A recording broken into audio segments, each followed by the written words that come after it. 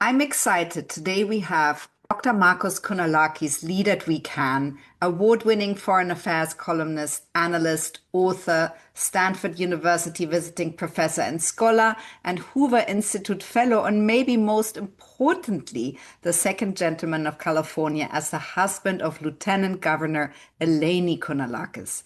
Welcome, Marcos, and thank you for sharing your story and insights with us today. Talk Fun. to us about those pivotal points that led you to where you are today. Well, first of all, Stephanie, thank you for the invitation. It's good to be with you. I am here in sunny California, although it's a bit overcast today. And the journey has been a long one and it's been a varied one.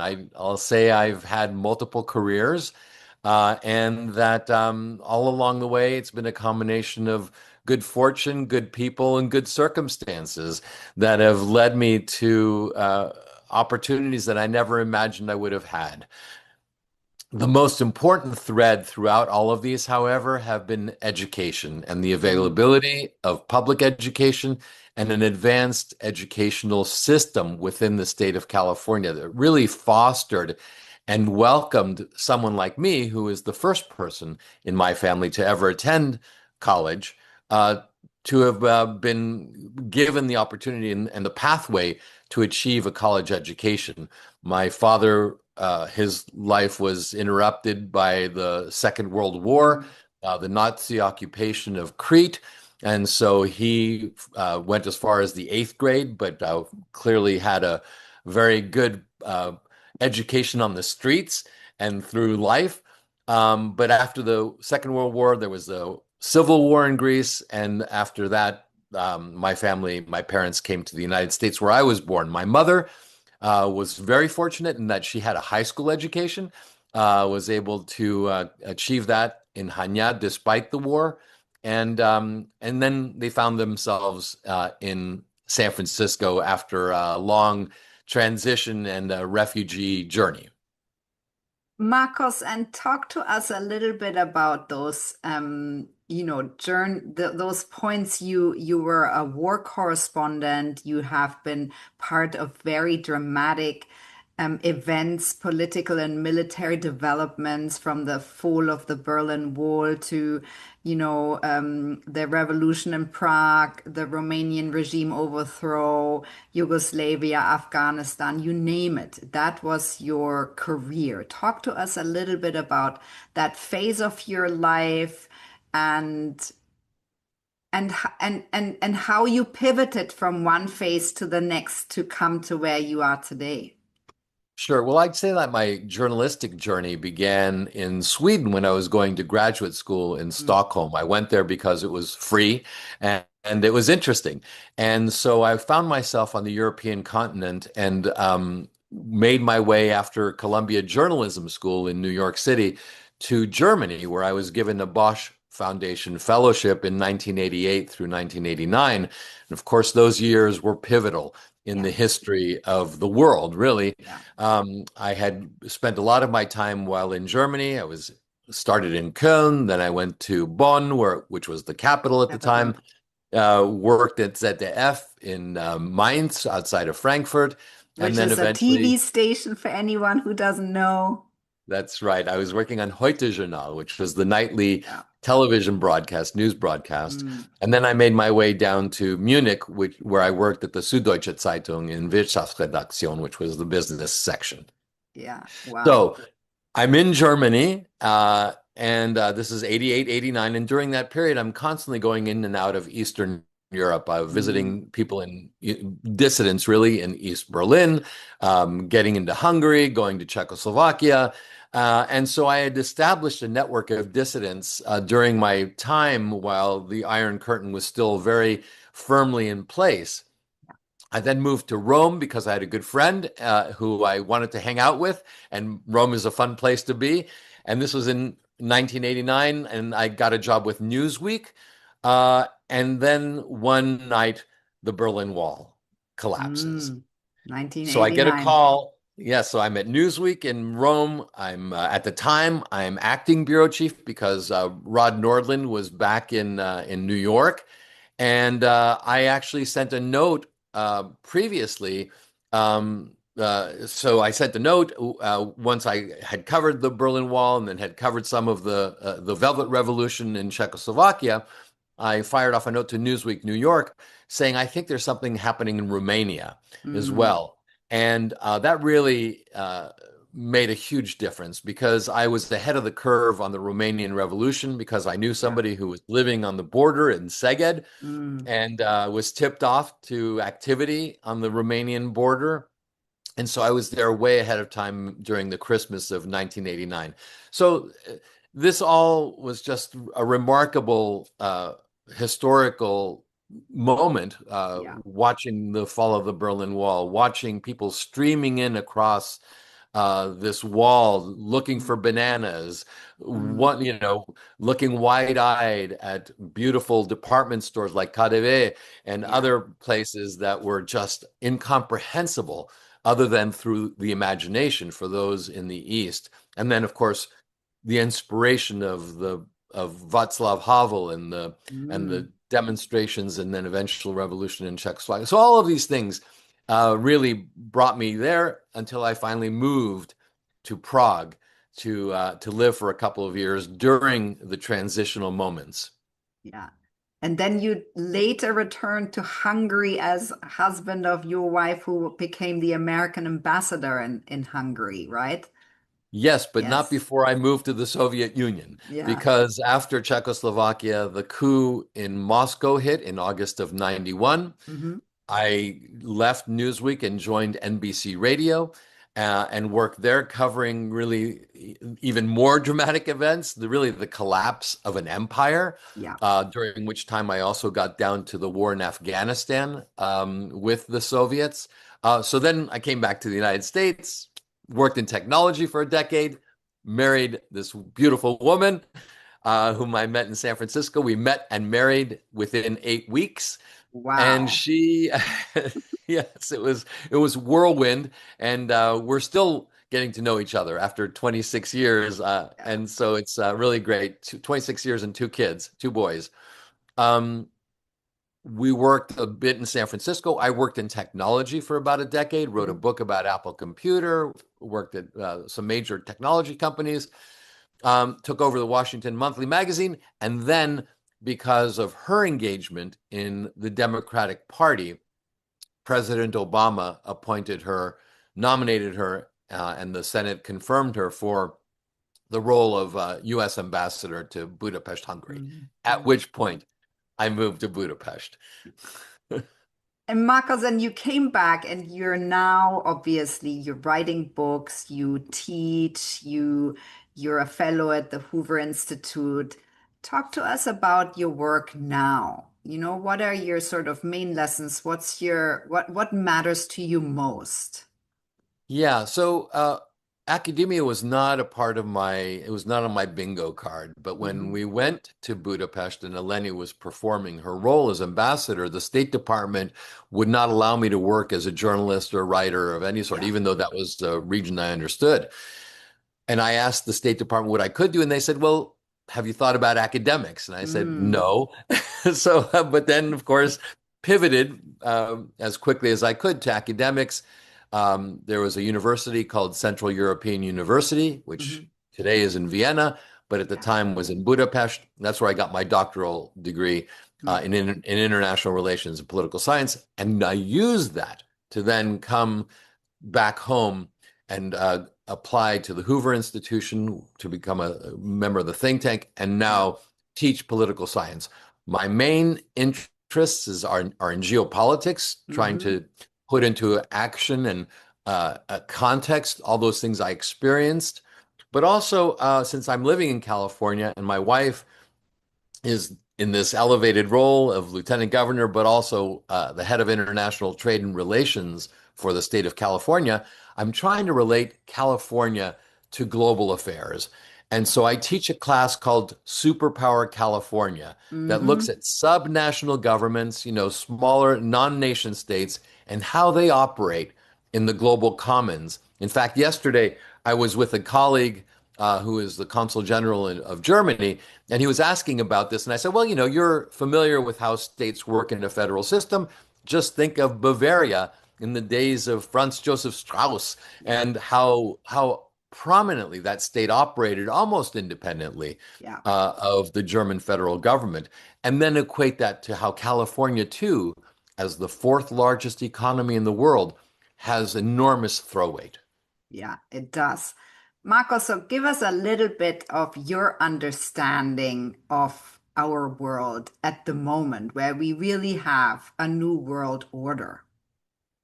Yeah, well, I think it depends a little bit on one's orientation, if one feels relatively optimistic or pessimistic.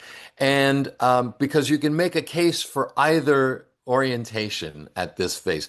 If you are an optimist, then you might feel that AI is going to just change the world in enormously positive Mm, ways. mm, Uh, Creating new productivity, allowing for us to know the full knowledge of the world and to be able to synthesize it, taking away drudge work, any number of things. If you are a pessimist, however, you can see all of the pernicious potential of AI, mass unemployment, the potential to undermine our national security, fears about large corporate structures being able to take over these things.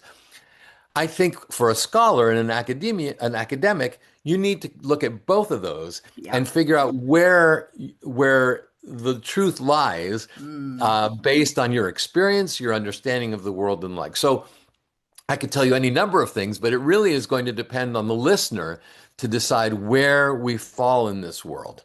Um, Geopolitics is a non-ending game of competition. yeah. Power is a non-ending Mm, competitive reality. yeah. And so currently we are seeing the two major powers in the world, China and the United States, facing an adversarial relationship, but needing to compete and relying on each other to a great degree in an interdependency. If Mm, you are really pessimistic about things, then you see nothing but threats coming from China, or if you're in Beijing, nothing but threats coming from the United States in the form of containment and other sorts of forms. Again, I think the truth lies somewhere in between, middle. and what we have to understand as individuals is how are we going to relate to that world? How are we going to engage with that world? And the reality is that if you're in a democratic state, Western European countries, the United States, Canada, other places, we have the ability to have an effect on our governments and how they're going to interact in the world and engage with other countries. If, however, you are in a more totalitarian state or one that is more has more of the characteristics of a dictatorship, say Russia with Vladimir Putin, you are not actively able to affect the politics of your Mm, nation and to be a part of that conversation, even if that you as an individual have a very small role to play in democratic states, you still have a role to play. And so again, what is your orientation? What is your power, really? And how do you want to live your daily life in with those understandings of the world around you? And the one thing we do know for individuals is they can affect their families, their communities, their yeah. immediate, their immediate environment with some level of ability to affect these larger questions.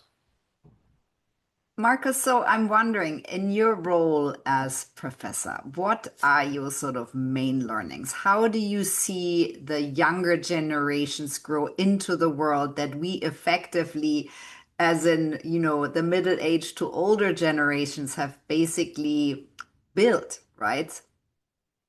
Yes.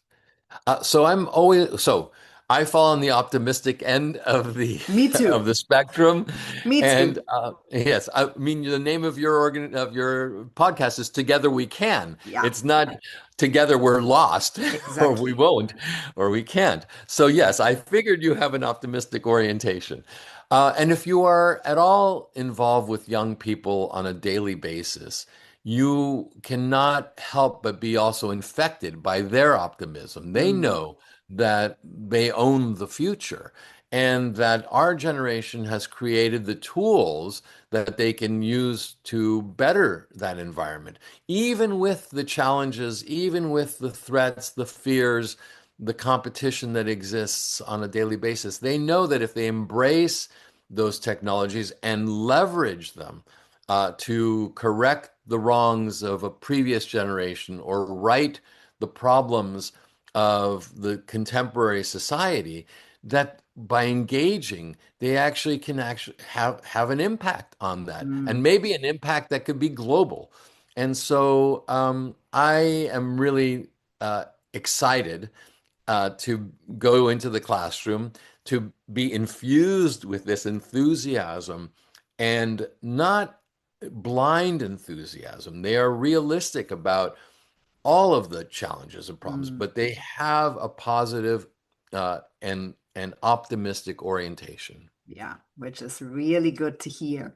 I Yeah. sometimes think we need a bit of delirious optimism every now and then in these days, but I'm wondering, you've been working in the media world for a very long time. What do you feel the role of the media has in today's world?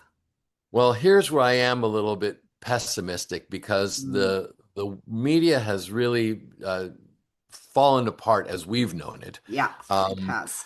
the business model has collapsed for traditional structures, and I'd say that here's why my level of pessimism on this front. It used to be that we had very few sources of information, and we all shared a collective conversation. We shared facts, we shared a conversation really within a national context, not so much internationally. With the breakdown of these these large media organizations, and some would argue it's a good thing, and the rise of social media in our there's a real difference between open societies, those of Western Europe, the United States, elsewhere, and those closed societies. We are much more vulnerable to those who want to in really overwhelm us with misinformation, disinformation, and even narratives that are undermining of our own systems and of our Mm, own neighbors, mm, creating division, leveraging those fissures that exist, and trying to open the chasm, to widen the chasm yeah, of polarization within our systems. yeah. Those other states, which are closed societies, are not as vulnerable to that because they can control their information systems and do very much control their information systems. Yeah. Where, for example, we may be subject to the algorithms of a Western-oriented TikTok that promotes certain types of narratives. The equivalent within China is much more focused on social Mm, cohesion, on moral living, and other aspects of it. So we are really quite vulnerable yeah. to those things to which we're exposed, through ideology, through Mm, information, and through narrative. And and I'm not quite sure how we're going to wend our way out of it. My hope is that we can develop an AI that actually can filter for us these morally upright, ethically appropriate, community oriented, society building yeah. um, systems. And because the alternative would only take us further down a really Yeah. negative Yeah. path. Yeah. A path of division that we don't need more of. Yeah. Marco, so what is it like to be the second gentleman of California, this superpower, the fourth largest economy in the world? So I am the first second gentleman of the state of First, second California. gentleman. Yeah, Yeah. but I mentioned that because we recently had a first second gentleman in Washington, D.C., Doug Emhoff, Yeah. who also is from California, Yeah. and so there is no role model for me. There have been Mm, plenty of first ladies and second ladies in politics throughout the world, but there are very few role models. So really, both for Doug and for me, we had to create whatever this role is going to be. There was no expectation of what we were going to do. Mm, I think, if anything, there was less of an expectation that we would do things like hosting dinners and, figuring out table seating and baking cookies and trying to do things that unrealistically are also expected of first ladies and second ladies. Um, Also first partner as the mm, first as the Governor Gavin Newsom's wife refers to herself, and the role that how she sees it, which is as a partnership. yeah. Um, but there are a lot of opportunities as well. And so, since Eleni is working as head of international trade and relations, effectively as the governor once put it, the Secretary of State of the state of California in the world. And given my expertise in geopolitics, we're able to work together fairly closely to try and work strategically on some of the relationships. I go with her on international delegation trips. I engage oftentimes in a surrogate fashion, talking to groups, individuals, diplomatic meetings about California's role and about diplomacy and about geopolitics. So we really can work together on that level, and I think that's accepted and understood and welcomed by Yeah. the state and by the populace. Yeah. Uh, Other than that, my role is really to be supportive, not compete with her for public Exactly. attention or affection, and really help her achieve the very challenging work that she does in a state of 40 million people, California. Yeah. Massive. Yeah. Such an Yes. important state. Yeah. I'm wondering, Marcus, what do you feel is your main motivator now? Well, once you have family, once you have children, I think that really automatically, instinctively, perhaps changes your motivations. It's no Mm, longer to achieve certain sorts of milestones or professional goals. Although I maintain my ambition to try and better myself, whether it's in my writing or in my academic work, or certainly as a political spouse. But I think your priorities as a father and a mother um, just automatically change. And so it's seeing how you can both create a level of independence for your children. Our boys are now 23 and 24. wow. Provide them with whatever opportunities you can, Mm, introduce them to as many varied people and networks as possible, um, create a level of curiosity within them, mm, and prepare them for the inevitable, which is a life without parents.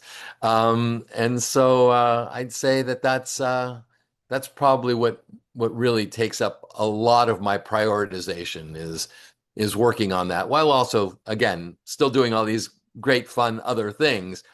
But if push comes to shove, that's the default yeah. priority. Yeah.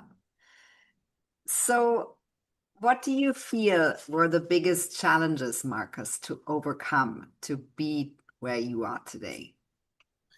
Well, family background and lack of resources were Mm, without question some of the greatest challenges. I was brought up working class, and so I wasn't exposed to the world in ways that those with more resources would have been. Our world was quite limited to our neighborhood, and really the ways that I was able to overcome them, or rather be lifted out of those circumstances and allowed social mobility, was mm, because California at the time was ascendant. It was growing economically. yeah. It was very giving politically. I was able to go to a very good high school in San Francisco, which was it's the oldest high school west of the Mississippi, Lowell High School, which is an academically oriented high school. The University of California had something to this day called the Educational Opportunity Program, where it looked for people like me to actually bring them up the food chain, as it were, and allow for that social mobility. And I think California still recognizes the importance of that pathway, which Mm, is because we have so many immigrants. One out yeah. of little over 1 out of 4 of our people here is an immigrant in Mm, California. Half of our population has a foreign-born parent. yeah. They are often also coming in circumstances similar to my parents, which is very few resources, very limited education, and yet our public education system in California, out of this 40 million population, we have 3 million students in public higher education in Mm, California, which feeds our industry and our innovation and our technologies and all of the things that we need to do when you are able to educate the next generation and bring them into a system of understanding of our democratic values, of our societal responsibilities, and our community cohesion. So I'd say yeah. again, coming back to the beginning, it really was education that brought me from those circumstances into this exceptional and improbable life. Yeah, and I love that you went full circle and you went back into academia or back or into academia, Yes, giving this a full circle.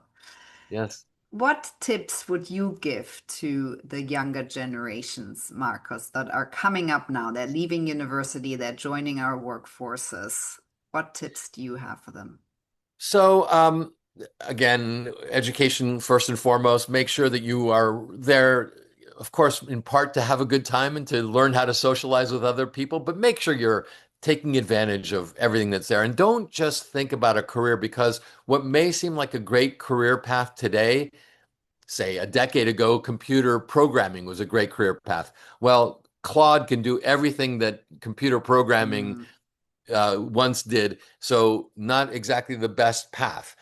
Law school, well, maybe, but suddenly I'm using AI for some of the basics of what paralegals and other yeah. people who are early in. So think long and hard about not so much your career, but what type of a person you want to be, how you Mm, want to be educated. Because if you are a well-rounded person and take plenty of internships and are able to get into the world, you will find the approach that you want to take. The second thing I'd say is if you are fortunate enough to be brought up into an open Western nation, you will be also exposed to the reality that failure is not the end point.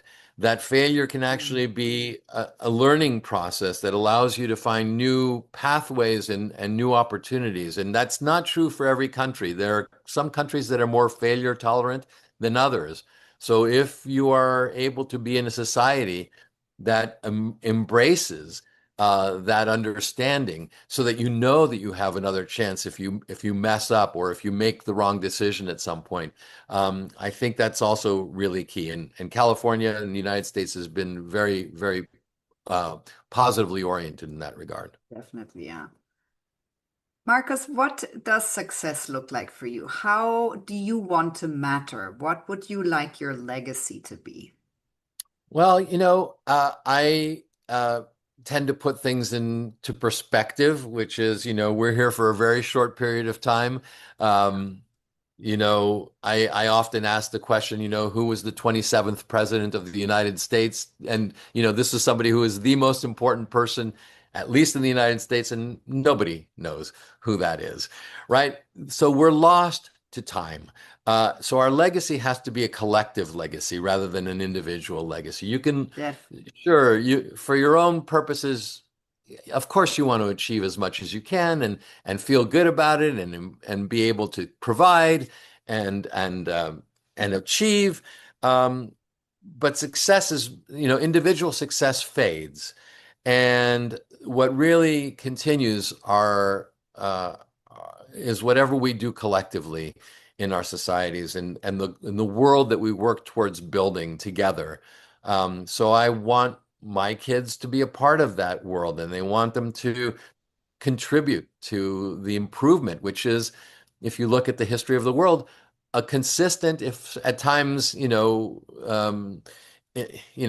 our fits and starts, but if you look at it, it's pretty much, up and to the right in terms of where we are. I mean, I look at your backdrop and what a beautiful room you have, and you just think back a generation or two to that circumstance, and Mm, it would have been nearly impossible if yeah, unless you were a king of England or, some definitely. other person. I mean, you know, our circumstances are so much far and above previous generations, and I know that that's going to be the case for future generations as well. So let's all work together towards making that happen. Yeah, great that you said that.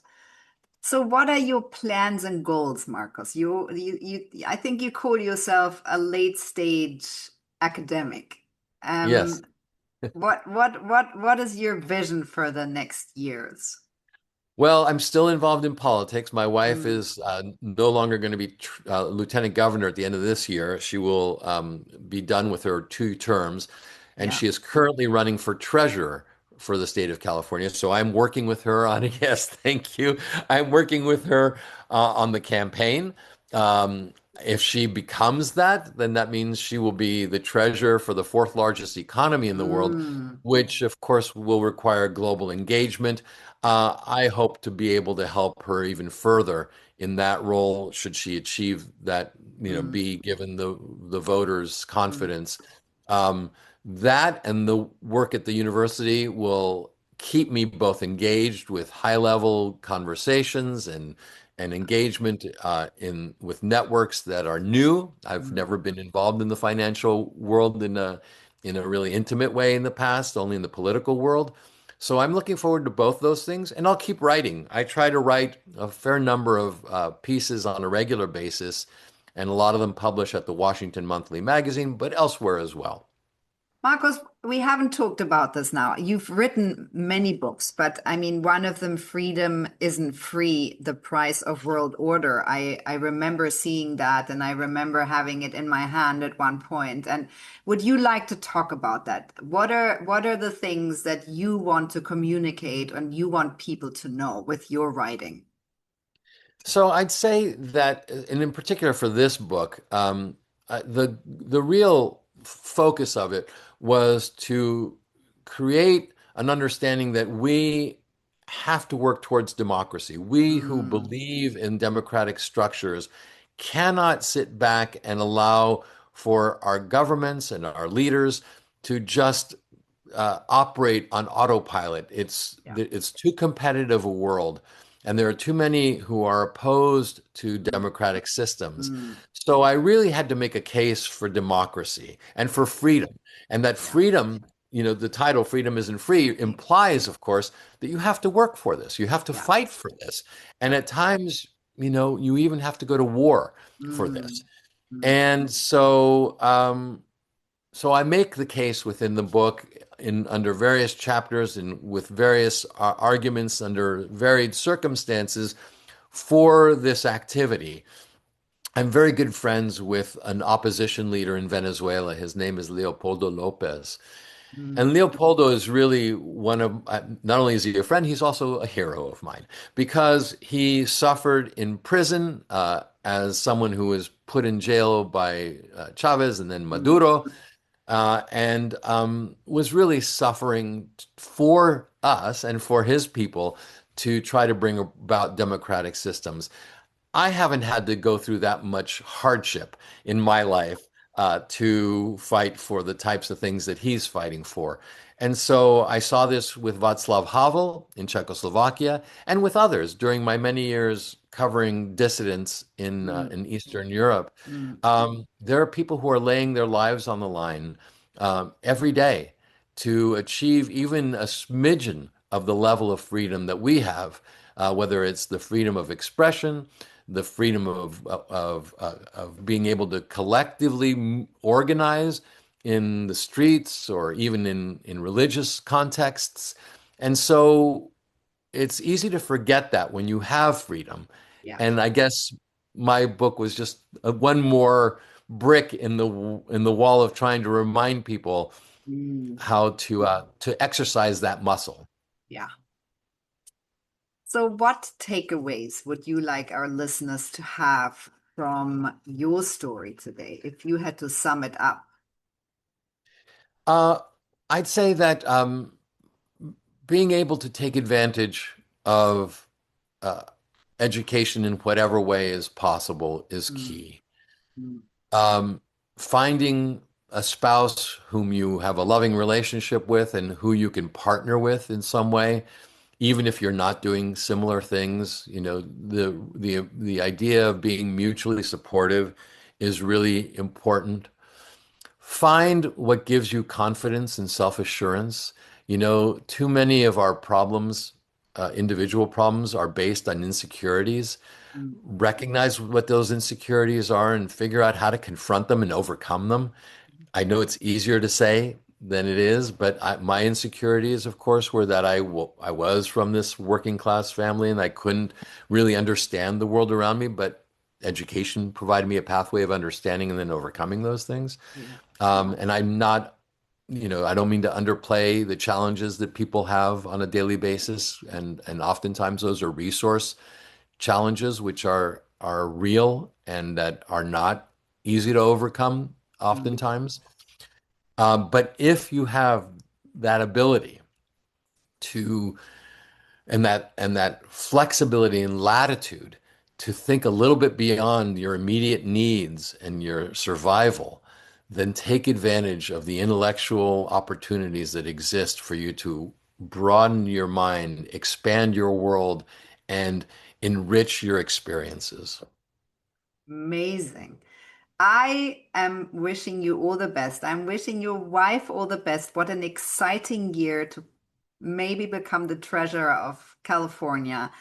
I would love to encourage everyone to not take our freedoms for granted, to engage for impact, and to do something in your power for the collective and for the greater good. And thank you so much, Dr. Markos Kounalakis, for WECAN today. Thank you, Stephanie.